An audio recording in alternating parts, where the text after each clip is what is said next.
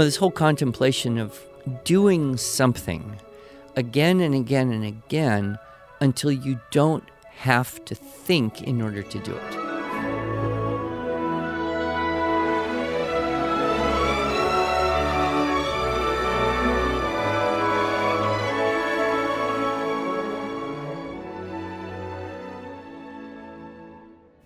Hello, and welcome to the Arts of Language podcast with Andrew Pudewa, founder of the Institute for Excellence in Writing, or as many like to say, IEW. My name is Julie Walker, and I'm honored to serve Andrew and IEW as the Chief Marketing Officer. Our goal is to equip teachers and teaching parents with methods and materials which will aid them in training their students to become confident and competent communicators and thinkers.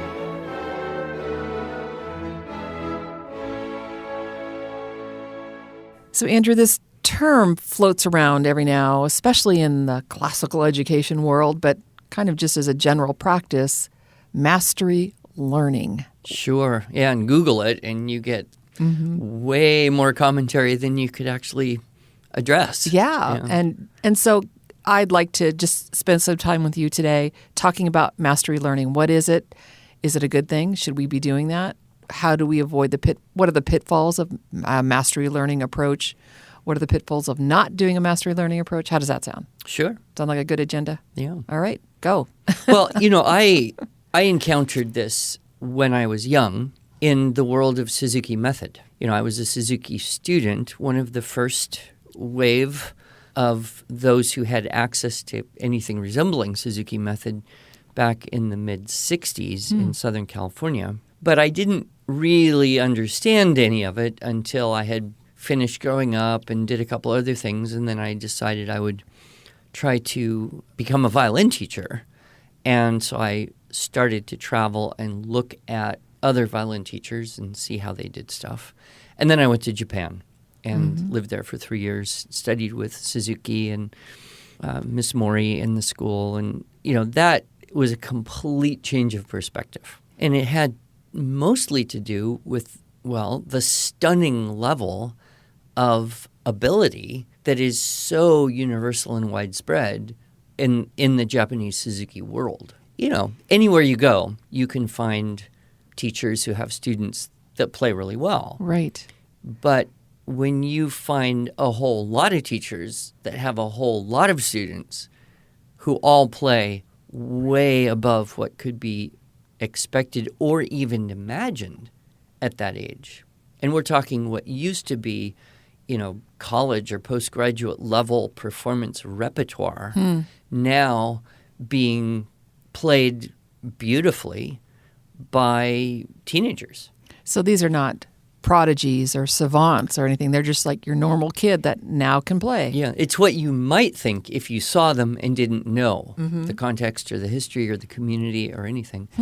So one of the big questions is what makes Japanese Suzuki so much more amazing than American Suzuki. And I'm not faulting or criticizing any teachers anywhere. This is just a complete cultural difference. And, we've talked in the past, I think, about repetition. I think we did talk about 10,000 times and then begins understanding and memory and all that. And this idea that, the more you do something again and again and again, the more you start to see it fresh and understand it, the more you experience a level of effortlessness that is the beginning of true mastery. That's why the Japanese saying 10,000 times then begins understanding. But that's pretty radical to our Western mind. We have nothing like that. We might say something stupid like practice makes perfect, only that's not true. Only perfect practice makes perfect. Practice makes permanent. Right, yes. Also we don't, what do we say? Try again, like never give up, only we do because third time's a charm, and if you didn't do that, well. But in the whole Eastern mentality, there's this willingness, I guess, to just keep doing the same thing again and again and again and again. And they don't have the repetition fatigue that we seem to have. Right. And I've noticed this in myself, just being, culturally American. It has to be really an amazing thing before I would say watch a movie a second time or read a book a second time. Not because I don't believe there'd be value or it would be enjoyable. It's because I already did that. And then when I break through that and go read a book a second time, especially if I do it within a short period of time of having finished, as opposed to, oh, yeah, I read that 10 years ago. Maybe it's time to read again, right? And then you just realize how much you missed the first time. And so this is true with what we're learning, whether it's something like reading or watching or observing, but also with things we do, arts such as playing music or drawing or sports. I guess the people who really do understand repetition are the sports people, music and sports. But you were an athlete. You realize the key to success is that consistent application of effort in an organized, purposeful way. And that perhaps is one of the greatest benefits that kids can learn from doing a sport. Mine was not a sport at school. It was karate. Right. But I look back and I think that was one of the most formative things in my life. Interesting. Was starting karate. It was before I could drive. So I'm thinking 13, 14, 12, 13, 14, middle school, high school. And I would ride my bike, and I would do that 3 times a week. And it was unlike anything I had experienced in school. It was a little bit more like what I had experienced in music, but even that wasn't as strong as it could have been. So, this whole contemplation of doing something again and again and again until you don't have to think in order to do it. Right, right. So, of course, your little story right there about you learning karate when you were, teenager, a little bit, preteen.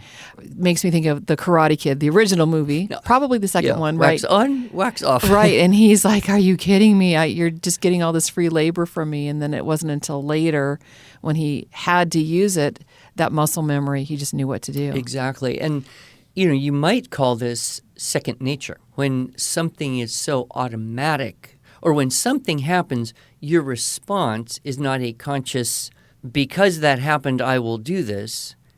A lot of times we just react semi or subconsciously because we don't have to think about it. So it becomes second nature. Right, right. And, I think we all have things that we know so well. We know that we know that we know. And boy, what power there is in that.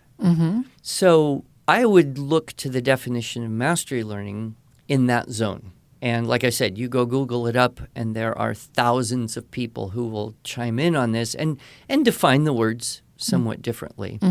We, particularly in more modern progressive education philosophy, have gradually lost, I think, the ideal of knowing something so well that you don't have to figure it out. We kind of backtrack to the point, well, if you can figure it out, you don't have to know it. Right. Now we backtrack to the point where you don't really even have to be able to figure it out. You just have to be able to ask somebody, probably your phone. Right, exactly. Right? So, ask artificial intelligence questions, and it can give you answers. So why know anything? That doesn't quite carry over when you get into a physical art, like painting or playing an instrument or a sport or something. But unfortunately, the mentality, has kind of stuck in. I find it very interesting, the word rote learning. Yes. R-O-T-E. This today has a somewhat negative, if not always negative connotation. If you say, you learn it by rote, the baggage that comes is empty, meaningless, unnecessary at best, tedious, stifling creativity, intellectual abuse at the worst. But go back 100 years ago, rote had a completely different connotation, which was you know it. You don't have to figure it out. You don't have to think. You don't have to remember. You just know. And I would challenge everyone to just think, what's something you know? Maybe it's a poem or a prayer that you learned at a young age. Or maybe it's something that you were forced to acquire in the process of teaching, or you chose to as an adult, and you know it so well that you could be super distracted and you still say it or do it. Now, find that thought in your mind, whatever that is.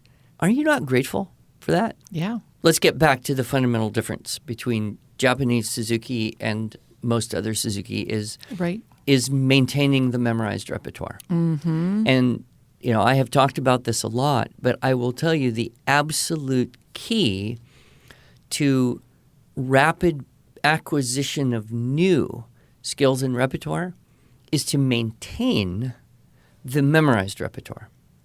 So in Japan, kids play the Twinkle Variations and theme, but they've learned it. They don't stop playing it. They play that every day while they learn Lightly Row. Once they can do Lightly Row without error and from memory, they don't stop playing Twinkle and Lightly Row. They keep going, playing those every day while they learn the next piece. Once they've got Song of the Wind down, they play all those pieces, Go Tell Aunt Rhody, and there are 17 pieces plus the 4 variations in Book 1. And in Japan, it would be unheard of for a student, say, in the last few pieces of Book 1, to not be able to play every single piece they ever learned from memory, probably without error, and make it look easy. And that continues even into Book 2, 3, 4, all the way up through the books. Most all Japanese students, and I don't like the word because it carries such a distaste for so many people, but review. They play everything they've learned often enough that they never forget. And that's kind of where Suzuki got part of inspiration was saying, hey, when children learn to speak a language, they don't learn something and forget it. They learn it and then they use it continuously till it almost drives you crazy. Then they learn something else and they use that and they learn something else. And they never stop using the words and expressions and idioms and language elements that they acquire. So in the beginning, it's a very slow road. You look at the speed of word acquisition for a child between, 12 and 18 months old. It's pretty slow. But you compare that with, 18 and 24 months, now we're in a completely different zone. By the time you hit around 36 months, the new words are coming so fast, you couldn't even log them into a book. But you know what is very unusual to hear from a young child, like 6 or 7? I can't remember the word. See, if you ever notice, young children say that. Right. I've been watching, and I have never heard a grandchild tell me, I can't remember the word. Why? Because they're in the word acquisition stage. They're building this huge database. They're wired to use every word they're learning often enough, even if it's an experimental word or an unusual word. It's only when we reach a peak of neurological function that we start to not be able to use all the words we've acquired often enough to remember them all. Right. Interesting. So same thing, with music pieces. Now, is it easy to play every piece you've learned every day? It's going to take a long time. It's going to take a long time. And what do you do? Well, you did skating. I did. I know this about you. You are a speed skater. I was. One of those secret trivia what's questions. the longest race you could have to do? The longest race that I ever skated in was 5,000 meters. Okay, 5,000 meters. For people who need to translate, that's probably around 3 miles, correct? Okay. So you don't just one day say, I'm going to go skate as fast as I can 3 miles. No. I mean, you could, but where would you get? Instead, what happened? You set out a training plan. Is it fun?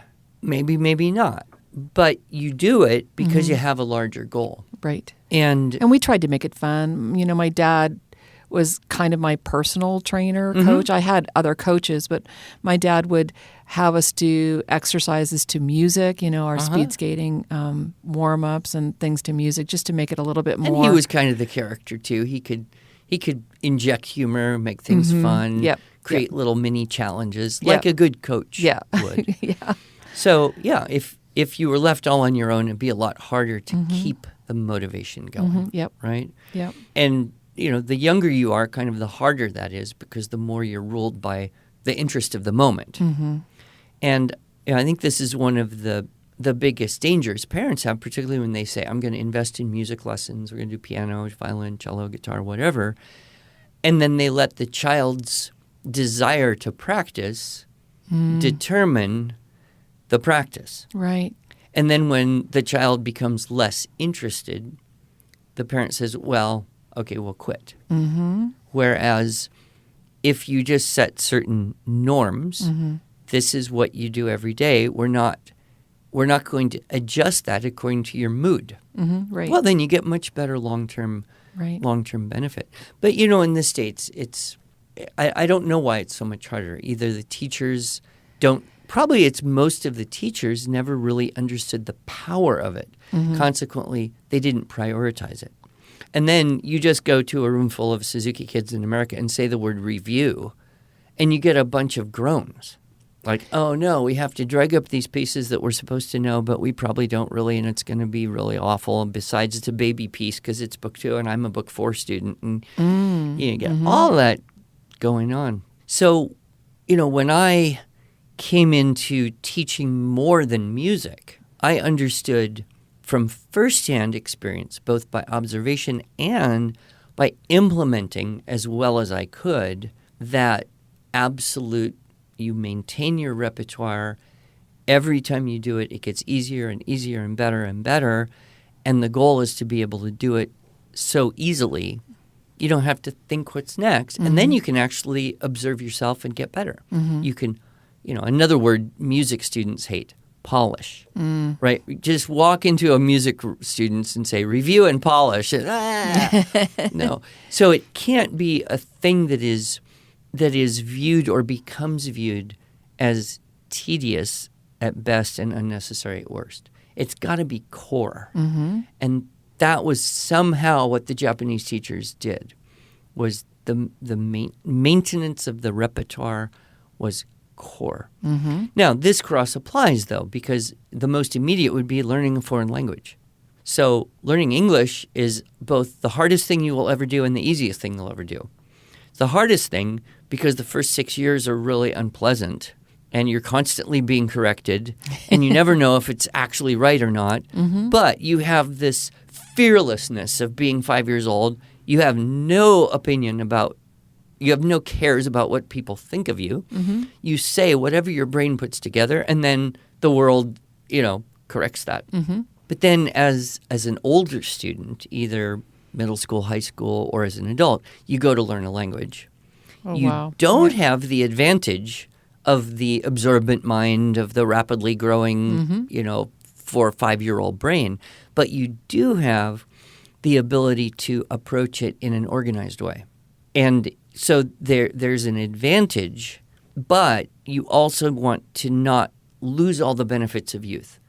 The young people keep using words again and again and again. So when you're learning a language, you have to set up for yourself a constant reinforcement method.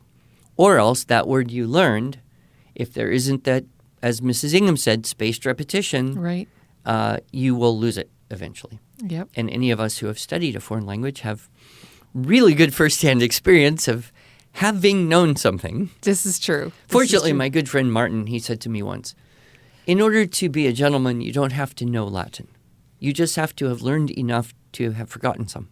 Well, I would be in that category too, because my boys did Latin in high school, Yeah. all but my youngest one. And actually, my oldest son, who took Latin, resents that right now because he says, I really wanted to learn Spanish. Yeah. So he now, as an adult, is teaching himself Spanish. Excellent. And of course, I took Spanish in high school. I got up to Spanish 4. And so I learned a lot, but that means I've forgotten an awful lot. And he and I are trying to challenge each other. Have fun, good. And phrases are coming back to me, and I'm using it more. Of course, it's not very applicable here in Oklahoma to use my Spanish. Well, I mean, there are a lot of Spanish-speaking people. I'm talking about here in the office. Anywhere you go. Yeah, I mean, you have to make a point. But I wonder, has he reached an awareness of how the Latin background is making the Spanish easier? I am trying to convince him of that. I don't think he's quite there yet. But nevertheless, whether it's a language, whether it's a sport, whether it's an art, whether it's a base of information that is more like, memorized stuff, but it empowers skills. And, I have a whole talk on this subject, which is math. It's mostly about one of my kids, and math. And I recommend that talk. But what you discover in working with math, and this is true really for spelling and grammar and geography and all sorts of stuff that you basically feel like you're just memorizing facts. Those facts then empower you to think better about something or to do what can become a skill. So knowing that 6 times 7 is 42 is a fact, not a skill. And you can learn multiplication tables. People have been doing it for many thousands of years. Yes. And calculators have only been on the scene for a short half century or less. So there's absolutely no reason that any human being who has basic function cannot learn multiplication. What's the value of that? It's not trivia. I mean, it's kind of nice to know trivia, but it is not building skills the way math information is. So you think about that. Now you have an algebra problem. You can't memorize every algebra problem that exists, but you notice in the algebra problem there's a 42, or there's a 6, or there's a 7, or there's more than one of those things. And so because you have that fact learned by rote, second nature, you look at it and you see 42 and 6, 7 is right there. You don't have to find it or figure it. Then when you see that, you can make the connections that allow for the art of solving the algebra problem. Right. If you don't see those connections, how do you deal with that? And, you know, this is where I kind of point out that, you know, with modern progressive math education, if you don't have solid addition and multiplication, you go to the next school year, they give you a new book with a number on the cover, and now you got to look at division.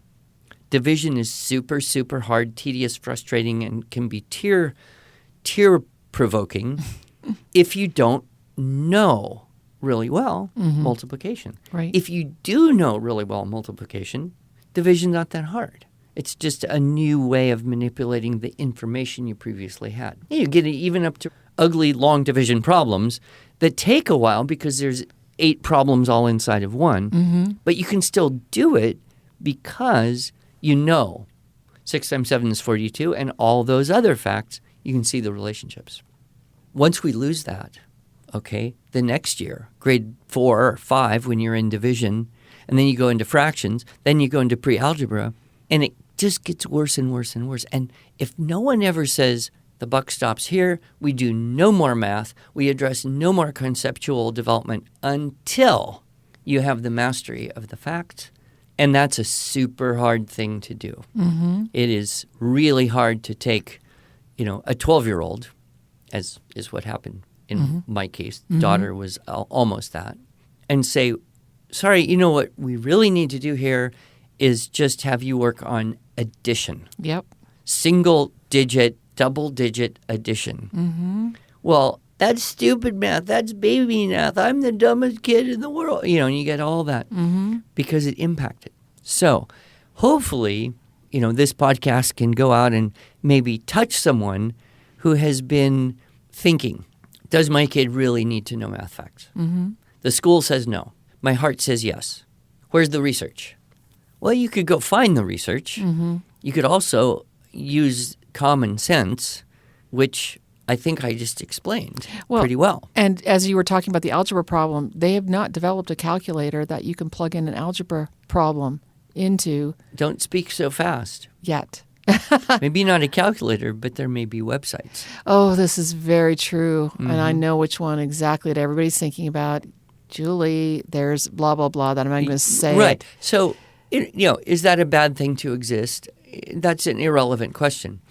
How do you teach a child is a completely different question as to whether that is a good thing or not to exist. But that principle can apply to anything. And the biggest challenge we have is to not get attached to child being in grade corresponding with number corresponding with book content being the required thing for all children that approximate same age, because not all children are the same. Right. So ideally, a subject like math would all be an individualized sequence, and you would only go to the next level of complexity or challenge when you demonstrated the mastery, which I would use the term that the Kumon people use, which is speed and accuracy. Right. And it's the first time you mentioned Kumon, so I want you just to spend 1 minute. Yeah, and this is not an advertisement for Kumon at all. This is no it's affiliate just relationship. Saying, so there is in existence kind of a Suzuki approach to teaching children math. Mm-hmm. And I found out about it when I read an article that had been translated from Japanese into English, which was an interview between Dr. Suzuki and Dr. Toru Kumon, who founded the Kumon School. Kumon founded his math program as the result of having a son who was failing in school. Right. And so he said, well, I can't let that happen.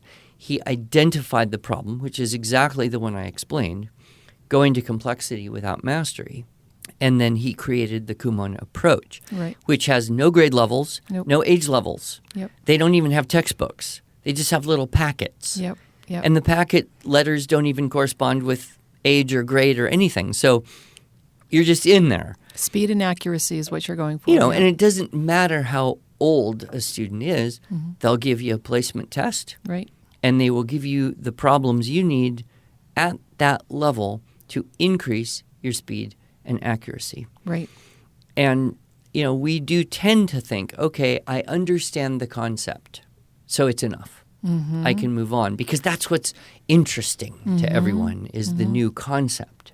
Or you take it to an extreme and say, really, we don't need any speed and accuracy. We just have to understand the concept because AI will solve the problems. We Right. just have to understand how it did it. And, Right. of course, that's like reading a book on how to take apart a motorcycle and put it back together. If you don't do it, you will never be able to do it. Right. Right. So I think that children can adjust to a culture of higher repetition. They're drawn to it from a young age in many ways. So, a lot of our listeners are involved with the classical curriculum that uses long sequences of memorized, history events and names and dates and all of those things. And a lot of people say, why? Why even know when that happened? You don't need it. You can just look it up. But see, if you know when one thing happened, you know when another thing happened, and they're not part of the same lesson per se, they're not part of the same set of information, but you can make the connection. Yep. You say, oh, that was discovered when this was happening in that country over there, and this other exploration had happened, and that was the world at that time. That is priceless. But you never would get to that point without knowing the facts. Yep. And, we could do another whole talk here, and we're out of time, on Daniel Willingham's work and Daisy Christodoulou, who wrote 7 Myths of Education, who worked with Willingham, essentially doing research, jumping through the hoops to publish the research to prove, humorous as it may seem, that knowing stuff is good. Yeah. The more you know, Yes. the better your reading comprehension is. So simultaneously, everyone wants better reading, only no, we don't need to memorize and know facts about anything. Well, the research is just fascinating, and that would be, I think, another good talk. But for now, let's wrap it up and say, I don't think we got all my questions answered, but I think you demonstrated by your stories and your words exactly why mastery learning is a good thing. It's why we do mastery learning approach here at IEW. It's why your students will go through units 1 and 2 at the beginning of every year. And they will probably relearn the sentence openers and the dress-ups every year, but that's good because we want them to have that ability to access that information. I watched this master teacher. In my experience, she probably was the best, if not one of the few very best Suzuki violin teachers in the United States. I spent 2 days. I flew to where she lived. I rented a hotel, and I spent 2 days doing nothing but just watch her teach. Mm-hmm. And there were some real key takeaways. Mm-hmm. That 2 days was probably more valuable than an entire year of college in terms of really useful. I will be a better teacher as a result of this. Yes. But one of the big takeaways was the way she would talk to the students. She would have a book 7 or 8 student, right? So playing the violin for many, many years, way above average for age, plays advanced, complicated, hard pieces, makes it look easy. And then she would still have that student play lightly row, second piece in book 1. And the way she would do this is to say, now, you are now a book 7 student. You must play book 1 pieces. You must play lightly row at a book 7 level. Mm-hmm. There's a book 1 level of lightly row.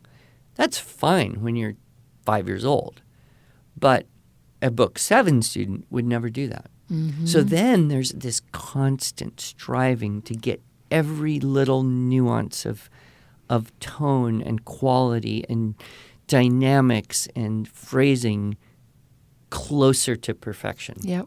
And that she had done it. She had moved her students from, oh no, it's this tedious thing called review that I'm forced to do, to no, it's a challenge. It's a challenge. And that's where we want to encourage all parents and teaching parents and teachers in schools is how do you know in your heart what a student would benefit from. Mm-hmm.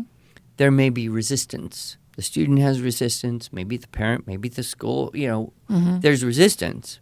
So how do you coach them past that? Mm-hmm. And, when I saw, I'll just finish with this one statement. When I saw the Structure and Style program, the very first time I went to Canada, met Webster, and I saw how this was set up, I thought, that is a Suzuki method for English composition. That is a system for writing that embeds all of those aspects that work so well in the world of music education. Yep. Thank you for learning those lessons, and thank you for IEW Today. Yeah, and I apologize. I hardly let you get a word in on this podcast. That's okay. You had a lot to say. You'll have to do a little soliloquy next time. Maybe not. Thank you, Andrew. Thank you.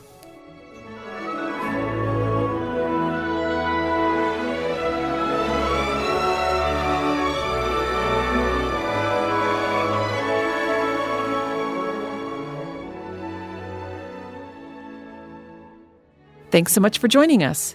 If you enjoyed this episode and want to hear more, you can subscribe to this podcast in iTunes, Google Play, or Stitcher, or just visit us each week at iew.com/podcast. Until then, on behalf of Andrew Pudewa and the team at IEW, I thank you for allowing us to partner with you on your journey toward better listening, speaking, reading, writing, and thinking.